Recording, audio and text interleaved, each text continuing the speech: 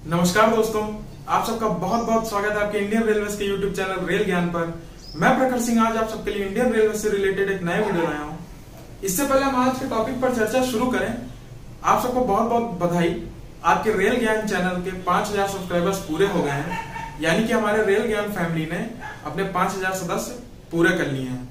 ये पहला माइलस्टोन था, अभी तो एक बहुत लंबी यात्रा करनी है, लेकिन ये आपके सपोर्ट के बिना तो कभी पॉसिबल ना होता। और आपका सपोर्ट ही है जो यहाँ तक हम आए, और आगे की जर्नी भी आपके सपोर्ट से ही चलेगी। तो इसके लिए बहुत बहुत धन्यवाद और उतनी ही बधाइयां आपको, क्योंकि जितना ये चैनल आज तक पहुंचा है, जहां पहुंचा है, सिर्फ आपकी बदौलत, आप जितने व्यूअर्स हैं उनकी बदौलत।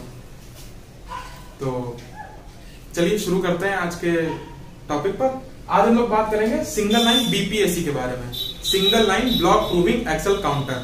आप लोग को मैंने एक वीडियो में समझाया था कि एक्सेल काउंटर जो होते हैं वो ब्लॉक सेक्शन के दो एंड्स पे लगा दिए जाते हैं, एक एंट्री पर एक एग्जिट पर, ताकि कोई ट्रेन एंटर करे और वो पूरी तरह से एग्जिट कर जाए उस ब्लॉक सेक्शन से। ये इंश्योर करने के लिए ट्रेन पार्टिंग की कोई दुर्घटना ना हो, ट्रेन पार्टिंग जैसी, ये इंश्योर करने के लिए एक्सेल काउंटर्स ब्लॉक सेक्शन के दोनों छोर पर लगाए जाते हैं।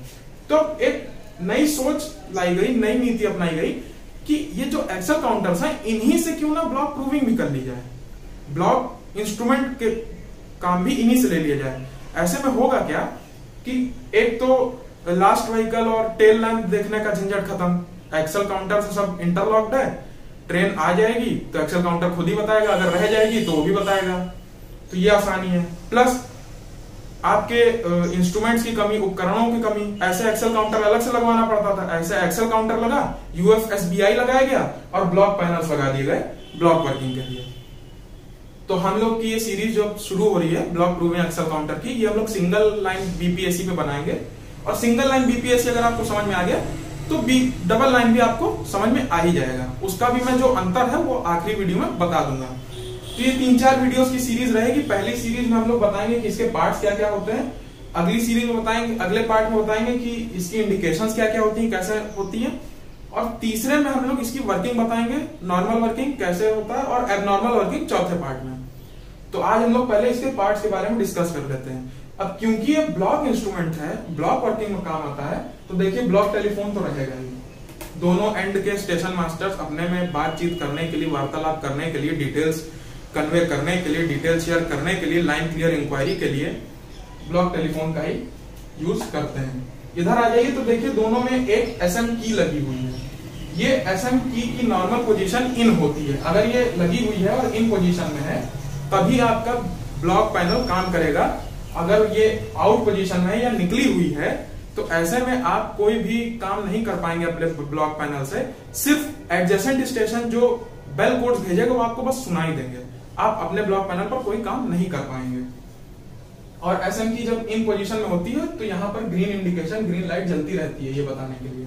उसके बाद आ जाइए टीजीटी बटन, यानी कि ट्रेन गोइंग टू बटन। ये रेड कलर की होती है और इसको जब ट्रेन भेजनी होती है आपको जिस अगर एडजेसेंट स्टेशन पे ब्लॉक सेक्शन में, तो ट्रेन को भेजने के लिए, ट्रेन गोइंग टू पर करने के लिए इसको बेल कोड के साथ, बेल बटन के साथ दबाते हैं, तो आपका जो ट्रेन गोइंग टू एरो होता है वो जल जाता है। मतलब एक तरह से कह सकते हैं कि लाइन क्लियर मानने के लिए इसका प्रयोग करते हैं। ठीक। दूसरी आपकी शंट रिलीज की, दोनों में सिंगल लाइन में शंट रिलीज की होती है और डबल लाइन में एलसीबी की होती है, जिसका फुल फॉर्म है लाइन क्लियर ब्लॉक की। अगर इसकी नॉर्मल पोजीशन, शंट रिलीज की नॉर्मल पोजीशन आउट होती है, अगर ये इन में है तो आपका ब्लॉक पैनल काम नहीं करेगा। इसका काम क्या होता है कि जैसे आप लोग फोटो में देख पा रहे हैं, सिंगल लाइन ब्लॉक इंस्ट्रूमेंट्स पर शंट रिलीज की, शंट की लगा दी जाती है। अगर ब्लॉक स्टेशन सेक्शन से बाहर ब्लॉक सेक्शन में शंटिंग करानी है तो उस की को आपको निकालना पड़ेगा। जब तक वो की नहीं निकलेगी तो लोको पायलट ब्लॉक सेक्शन में नहीं जाएगा। ये एक टेंजिबल अथॉरिटी के रूप में काम करती है। तो इस जो शंट की है उसको रिलीज करने के लिए पहले इस की को इन होना पड़ेगा, शंट रिलीज की को। और अगर ये इन है तो ब्लॉक पैनल पे कोई भी काम नहीं हो पाएगा जब तक ये आउट पोजीशन में नहीं आ जाती। ठीक। तो ये अगर इन पोजीशन में है तो मतलब कि शंटिंग मूवमेंट चल रहा है ये माना जाएगा, और कोई और मूवमेंट किसी और ट्रेन को लाइन क्लियर नहीं दिया जा सकता। ये इसकी खासियत है। उसके बाद आ जाती है कैंसिल बटन और cancel counter. Cancel button yellow colour की होती है, इसलिए मैंने देखिए वाई लिख रखा है। और कैंसिल काउंटर जो होता है, तो कितनी बार लाइन क्लियर कैंसिल हुई है उसको काउंट करने में काम आता है।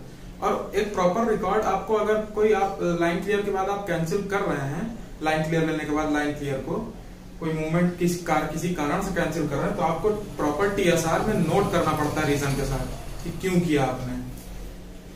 तो जब आपका जो सेंडिंग स्टेशन होता है वो कैंसिल कॉपरेशन बटन दबाता है, तो यहाँ पर कॉपरेशन की इंडिकेशन आ जाती है, yellow colour light, yellow colour जल जाता है। और जब येलो कलर रिसीविंग स्टेशन देखता है तो वो अपनी कैंसिल बटन और बेल बटन दोनों को दबाता है, तब जाके इनिशिएट हो जाता है कैंसिलेशन का प्रोसीजर। आगे पूरा प्रोसीजर आप लोग को बताएंगे, अभी पार्ट समझते चलिए। उसके बाद आ जाती है आपकी बेल बटन, ये ब्लैक कलर की होती है।